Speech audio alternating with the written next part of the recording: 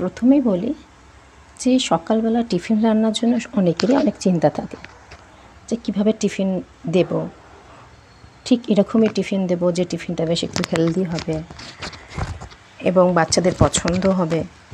সেসব ভাবতে ভাবতে সময় চলে যায়, বুঝিয়ে উঠতে পারা যায় না যে কী টিফিন দেব। চলো আজকে তোমাদের টিফিনের জন্য আমি ঝাল ঝাল সুজি বানিয়েছি। অর্থাৎ সুজি তো মিষ্টি খায়, কিন্তু মিষ্টি সুজি অনেকে পছন্দও করে না, বা ইভেন সুজিটাও পছন্দ করে না। কিন্তু এভাবে যদি বানাও তো অবশ্যই তার পছন্দ হবে। যেরকম সুন্দর দেখতে সেরকম সুন্দর খেতে। এর সাথে আমার কী কী লাগছে, ক্যাপসিকাম নিতে পারো, বাঁধাকপি, আলু, পেঁয়াজ, গাজর, ক্যাপসিকাম, বিনস, এগুলো তো আছেই, দিতেই পারো। এবার ফোড়নের জন্য লাগবে 2 শুকনো লঙ্কা আর কারি পাতা। এবার যদি এটাকে কেউ ননভেজ বানাতে চাও, মানে ডিম দিতে চাও, সেটাও দিতে পারো, বা চিকেনের কুচি দিতেও পারো, দিলেও তার স্বাদটা একটু অনবদ্য হয়ে যাবে। এবার সেটা হয়ে গেল আমার উপকরণ। এইগুলো ঘরোয়া উপকরণ দিয়েই বানানো হয়ে যায়, খুব সিম্পল একটা উপকরণ। এবার চলে আসো কারি পাতা আর লঙ্কাগুলোকে ভেজে নিই। কারি পাতা আর লঙ্কাগুলো ভেজে আমি তুলে নেব। তুলে নেওয়ার পর ওই তেলেতে আমি পেঁয়াজ দিয়ে দেবো। পেঁয়াজটা জাস্ট একটু নাড়াচাড়া করার পর তাতে আমি আলু দিয়ে দেবো।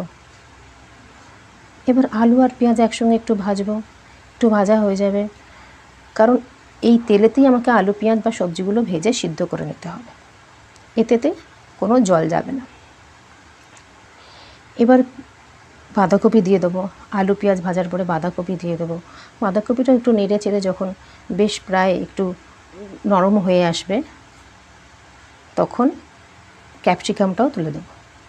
ক্যাপসিকাম তুলে দেওয়ার পর ভালো করে কড়াতে তেলটাকে চারিদিকে চাড়িয়ে নেড়ে নিতে হবে, যাতে কড়ার গায়ে গায়ে তেলগুলো লেগে থাকে। এবার আস্তে আস্তে আমি 150 গ্রাম সুজি এর মধ্যে ঢেলে দেবো। এই 150 গ্রাম সুজি আস্তে আস্তে ঢালতে হবে। প্রথমে এক ধাপে ঢেলে ভালো করে নেড়ে নিতে হবে, যাতে তেলগুলো ভালো করে সুজির মধ্যে ঢোকে এবং বেশ সুজিগুলো একটু ভাজা ভাজা হয়। তো দেখতেই পাচ্ছ সুজিগুলো পুরো সবজিগুলোকে ঢেকে দিয়েছে, ভাজা ভাজা করছি। এবার তার মধ্যে আমি একটু চিনি আর একটু গরম মশলা গুঁড়ো ছিটিয়ে দিয়েছি, কারণ এরপরে ওগুলো দেওয়া যাবে না। তো এই ভাজা ভাজা করার সময় আমি ওগুলোকে সব মিক্সড করে ভালো করে নাড়ছি, এবং নাড়তে হবে বেশ কিছুক্ষণ নেড়ে নেড়ে সেটাকে একটু লাল লাল কালার করতে হবে, হালকা লাল কালার আনতে হবে, যাতে সুজিগুলো ভাজা ভাজা হয়ে যায়। এই তেলের জায়গাতে কেউ এই সময় তো ঘিও ইউজ করতে পারো। এবার যখন লাল লাল করে ভাজা হয়ে যাবে, সেই সময় হালকা হাতে একটু একটু করে জল দিতে হবে আর নাড়তে হবে। এইভাবে বেশ কিছুক্ষণ জল দিয়ে নাড়তে হবে, যাতে সুজিটা একটু ফুলে ফুলে ওঠে। সুজি ফুলে ফুলে উঠলেই সুজিটা এই জলেতেই সিদ্ধ হবে। আবার একটুক্ষণ বেশি কিছুক্ষণ নাড়াচাড়া করব, আবার একটু করে হাতে জল দিয়ে দেব। আর এই বারবার নাড়াচাড়া করতে করতে সুজিটা ভাজতে ভাজতে জল দিতে দিতে সুজিটা প্রায় আমার শেষের দিকে চলে এসছে। দেখো একটা কেমন লালচে কালারও হয়েছে, প্লাস তোমার সুজিটা সিদ্ধ হয়ে গেছে। এর মধ্যে নাড়াচাড়া করতে করতে আমাকে ওই 2 লঙ্কা আর কারি পাতা যে ভাজা ছিল সেটা দিয়ে দিতে হবে। সব সুতরাং একসঙ্গে নাড়াচাড়া করতে হবে।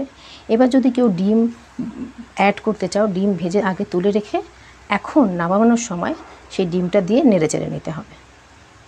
ঠিক এইভাবে কিছু কিছু করে জল দেব আর কিছু কিছু করে আমি নাড়ব, তাতে আমার সুজিটা সিদ্ধও হবে আর কালারটাও বেশ লালচে কালার আসবে। দেখো সুজির কালারটা কীরকম চেঞ্জ হয়ে গেছে, একটা লাল লাল ব্রাউনিশ কালার। তো আমার এই কালারটাই লাগবে, আর এই রকম হয়ে গেলে মানে বুঝতে হবে সুজিটা সিদ্ধ হয়ে গেছে। এবার আমার নামিয়ে নেওয়ার পালা।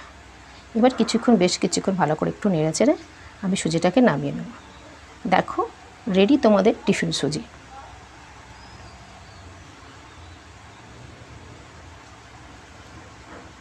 ওকে বন্ধুরা, আজকে রান্নাটা কেমন লাগলো প্রত্যেকেই ভালো করে দেখবেন, দেখে এবং কমেন্ট বক্সে লিখবেন এই রান্না দেখে আপনাদের ভালো লেগেছে এবং আপনাদের বাড়ির সবাইকে আপনারা এই রান্নাটা করে খাইয়েছেন, প্রত্যেকের খুব ভালো লেগেছে।